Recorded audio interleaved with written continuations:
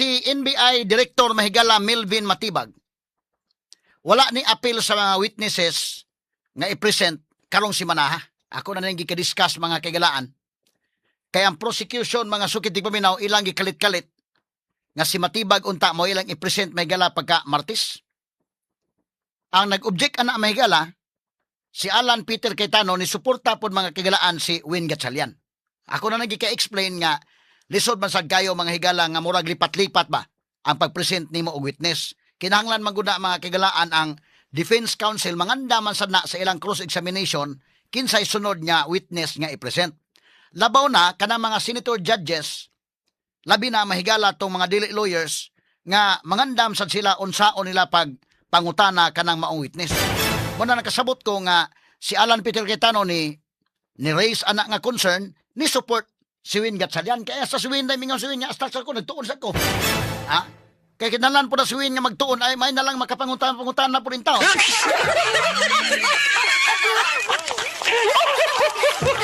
Kaya maglingkod-lingkod lang sa diha mo tapad-tapad ni Chis Escudero.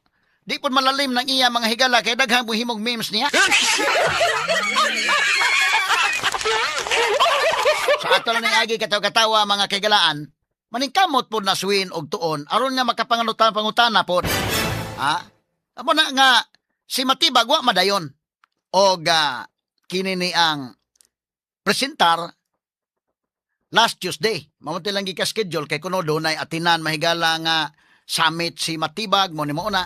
So tungod atong pag-raise ni Cayetano niya nang maong concern, so si Matibag adto na i-present sa adlong Martes. Di po sa adlong Lunes day, kaya doon na sila mga importante sad mahigalang hisgutan labot gihapon sa motion, no? So si Matibag, nga i-present dito sa impeachment court, ni hatag na daan pod og threat ngadto mahigala sa mga senador, particularly mahigalang Senator Alan Peter Cayetano, nga nag-imbestigar sila sa SEA Games kuno mga higala niadtong 2019 kay ang target ini mga kagalaan si Alan Peter Cayetano. Straight to the point. Delikado mga sukit tigpaminaw nga sunod niya masod sa prisuhan ini kini si Alan Peter Cayetano mga higala. Delikado mga sukit tigpaminaw kay kung kini imbestigahan sa NBI unya mo ingon mahigala sige ato pa sa kaso bisag dili pa na ma-proven, not necessarily mahigala ma-proven na dekin. For as long nga doon ay kaso ipasaka, magkasinabot man na sila mga higalang ombudsman, mga sukit tigpaminaw, with due respect sa taga-ombudsman. But si Boyeng Remulla, mga higala in particular, friends man sila, mga higalang Matibag, pulos mga presidential appointees. So mahitabo ni ini mga kahigalaan, delikado o mapasakaan yun o kaso ni Cayetano, maparihan Marcolita. It does not necessarily mean nga guilty sila. Dili guilty pero mugawas ang warrant of arrest sa plunder nga case non-bailable. Bahala na lang na unya og maabsulto basta pagkakaron kuhaon ka ipriso ka di na ka-appeal sa impeachment trial. Straight to the point. Isa kining kaso ni Rodante Marcolita akong gi-evaluate ang kaso mga kaigalaan. To be very honest ba lang. Kining kasong Marcolita mga sukid tigpaminaw malutsan niya ni sa final na day. Pero og ang tuyo mahigalan di ka-appeal sa Marcolita lang sa impeachment trial. Mauro man ni. Dakpon, non-bailable, wa na. Di naka-appeal sa impeachment trial. Bahala na lang na unya after 2 years.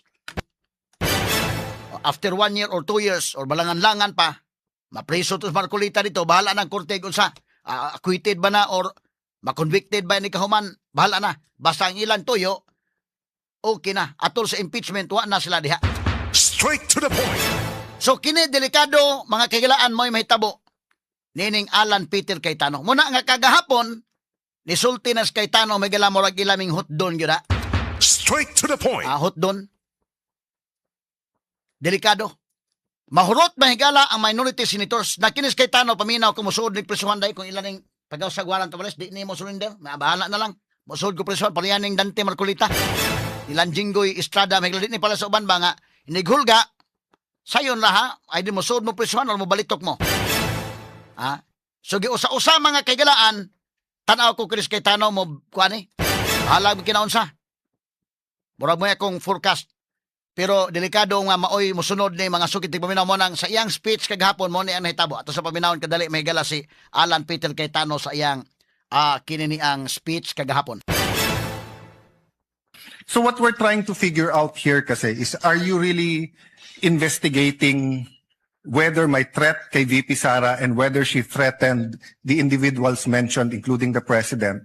Or are you only investigating Dili ni dong kato ning the speech video kung Ay, meron pagkatapos. finding? katong usa ka speech nga na post sa akong Facebook account about sa speech ni Alan Peter Cayetano mo kana na ang about sa kinini ang investigation niya. Yan ingon siya nga delikado hot doon sila mga sugiti paminaw. Ako na ning na-post ni sa atong Facebook page mga higala. Anya for emphasis ato ni mahigalang balik pag kuan nila karon for purposes mga kagala ano kan kanidong binabawasan talaga kami. Binabawasan Kana- talaga kami. Kana dong, sige dong. Okay. Sige atong paminawon ha. Okay. Sige. Mo ni siya mga mo na ni. Ako lang ni mahigalang na-post na nato ni kasamang name sa ato mahigalang Facebook page. Pero for purposes mahigala of discussion atong isgutan mga kagalaan kay mibarog si Alan Peter Cayetano kagahapon atol sa trial mahigala og iyang gi-raise ning maong concern. Labot manghigala ining maong panghitabo. Kay kung imong basihan landaan medyo pressure gyud ang sa likod ini makita nimo impeachment trial lang naa diha. Doon ay mga senator judges nga naa diha pero pressure sa likod ini grabe.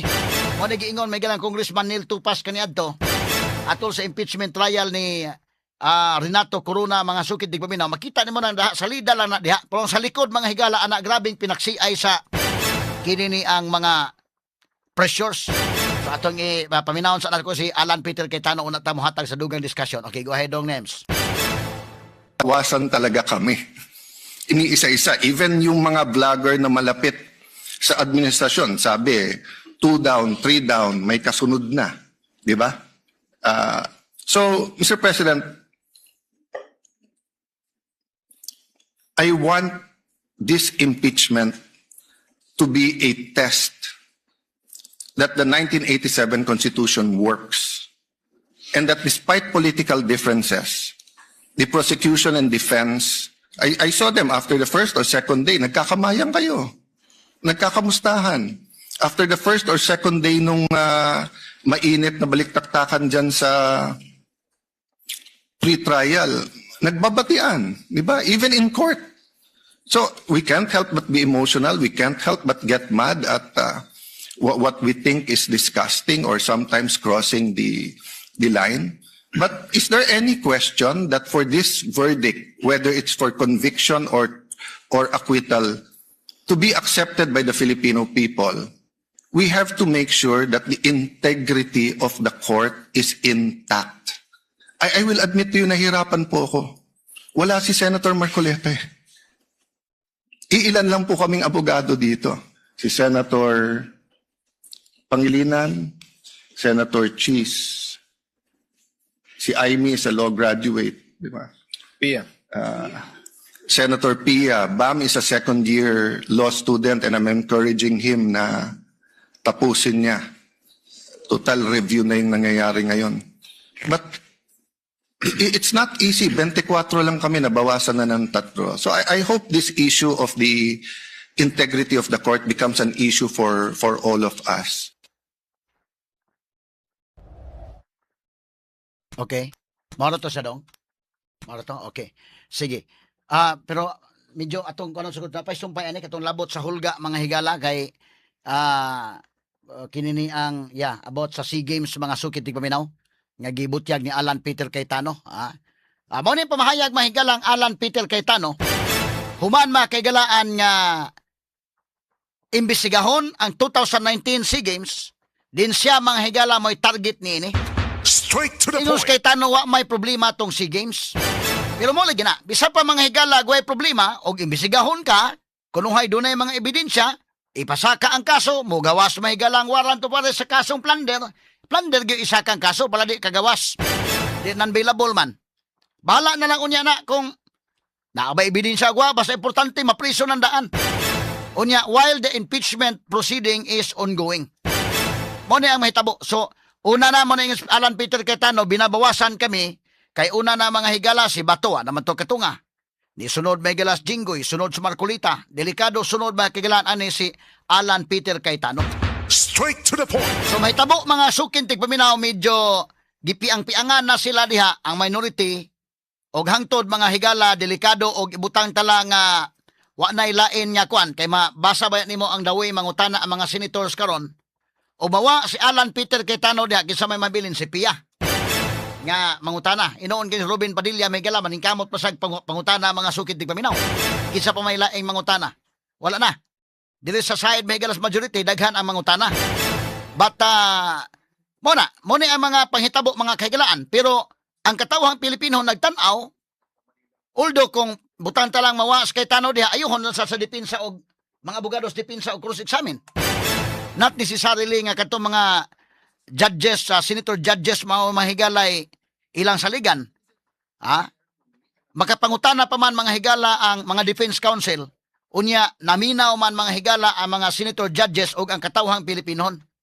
Straight to the point. adto na mahigala ang hukom ana kay kini gud mahigla kini mong trial ang naminaw of course ang mga senator judges mo hukom sila but ang katawhang Pilipino naminaw sad og nagtan-aw sad so kung duna mahigala unyay conviction nga ang katawhan mo nagingon ni Alan Peter Cayetano nga atong i-preserve ang integrity sa korte either convicted or acquitted maoy hukom sa korte ang importante nga kanang maong desisyon acceptable ba sa Filipino people Straight to the point. kanang maong desisyon madawat ba sa katawhang Pilipino Straight to the point. kay kung panalitan mga kaigalaan kanang either ma-acquitted or ma-convicted kay butan talang i-acquit nila si Sara Duterte acquitted unya klaro gyud nga dunay ebidensya dili madawat po na sa katawhang Pilipino may nga mga tao nga sadaan man gyud na Sara di ayod nganong inyo mang gi-acquit so dili masatisfied ang katawhang Pilipino pero kung ila pod nga ikonbikto bisag kuwang sa ebidensya, dili po na gihapon madawat. Kanus ama na mahigala ang hukom ana unya ngadto sa panahon sa eleksyon. Straight to the point. Muna nga paningkamutan mga kagalaan sa prosecution nga ma-prove nila ang ilang kaso. Kay kung ilang presyuron ang mga senator judges, magsalig lang sa pressure kay naa nila tanan gahom, pwede na nilang himuon gyud. Bisag ka na may paprisos kay Tano, gisa pa sunod ipapriso. Ruben Padilla, apil papriso, kininduha ka mga bilya, sama mo, di mo bali. O bubali mo, okay, o di mo bali, apil po mo papriso. So, mga priso ng tanan din ha, ang mga tao may gala nagtanaw, o mahimo mga kigalaang maklaro sa mga mata sa mga tao nga binuang ning maong impeachment trial, dili madawat nila ang hukom sa impeachment court. Straight to the point. Kung dili madawat ang hukom sa impeachment court, dunay dakong epekto na inigabot sa eleksyon. Straight to the point. Bisa pag ikonbikto Sara Duterte, inikonbikto Sara Duterte, may gala, muna kung yun, o ikonbikto si Sara, siguro ang makonbikto siya nga convince ang mga senator judges o convince ang katawhan nga angay siyang konbiktohon. Kay kung dili siya angay konbiktohon, maklaro man sa mga tao nga di man to angay konbiktohon, ila man yung konbikto. So di kadagan si Sara, ang mahitabo ana ang simpatiya na agyapon sa mga Duterte, mga sukit tigpaminaw. So kana Sara kung mahitabo na mga higala di siya mismo ingam sad kamo at me. O mahitabo ng Sara di dili para iya ang presidency. Malagmit na kagalaan ng wala mga higala damha, malagmit nga si Basti may mahimong presidente. Malagmit nga si Pulong baka may mahimong presidente kay ang simpatiya man gud na mga sukit tigpaminaw. Muna kong gingon, siguroon sa prosecution, pag-present ng ilang evidence nga kumbinsido ang mga tao, nga sadaan si Sara, aron nga kung makonbikto, ang mga tao makaingon, mirisi na konbikto, ang ngayang konbiktohon. Wa na simpatiya ang mga tao. Ngayon na dito tamo simpatiya Ang ngayon sa ditong konbiktohon. Pero kung inikonbikto, may klaro kayo nga binuang ang pagkakonbikto, ang mga senador nga minority, hurot na nagpapriso, nga ikonbikto nila bisag way ebidensya, ang mga tao may binuang ng inyo. Okay, di na kadagan Sara, arin lang may basti. Okay, di kadagan si Sara, pero makapangampanya man siyang basti. Okay, di kadagan si Sara, pero inigsuroy ni Sara sa tibok Pilipinas, ana unya inig campaign period ay mo tapok mga tao daykin. Mo man ay kalainan na kay magnet man mahigala mga Dutertes pagkakaroon. Kana ba wala lay lipod-lipod ba nga kon ba? Ha? O muadto ang usa ka, ikaw nagplano ka mo dagang presidente, kinahanglan magyud ka nga humot kas mga tao kay inig-adto nimo. Kisa may mong adtuon og ang mga tao dili mo sugat gani nimo. Mutuyo-tuyo lang yung kag speaker ka og graduation kay sigurado man ang mga tao magtapok mong inandina. Manong magrally ka, pwede po noon magdakag mga artista kung daghan kag mga kwarta gyud. Da mo na yung buhaton magdakag mga artista day. Aron mo tapok, ha? Pero kung humot yung kas mga tao, ibutan ta kung bituhon la Sara di kadagan, si Basti may makadagan. Inig kampanya may galang Basti, di mo kumutog, di mo kuyog Sara day. Inig kuyog anay mga higala ang mga tao mo magnet. Wa gyapon. Kay kini i-manage ang expectation mahigala sa mga dumadapig ni Sara Duterte. Kini si Sara mahigala og ingnon talagi. Mahimo ni nga dili makonbikto wa sila 16 nga numero sa Senate. But di ta kahibaw kung tungod sa pressure. Imagine kag si Cayetano sunod nga ipapriso nila, nya sunod pa kisa pa sunod. Delikado nga by force, makakuha sila 16. By force. Pwede. So, dili makadagan si Sara Duterte, pero delikado doon ay laing Duterte nga mahimo makadagan. Pariyan sa una mahigala sa panahon Marcos Sr. Si Ninoy Aquino mga higala, maoy ilang gituhan nga masunod nga presidente sa Pilipinas. Wa man, gipatay mas Ninoy. Pagkamatay mahigalang Ninoy, nibalhin ang simpatiya ngadto ni Cory. Straight to the point.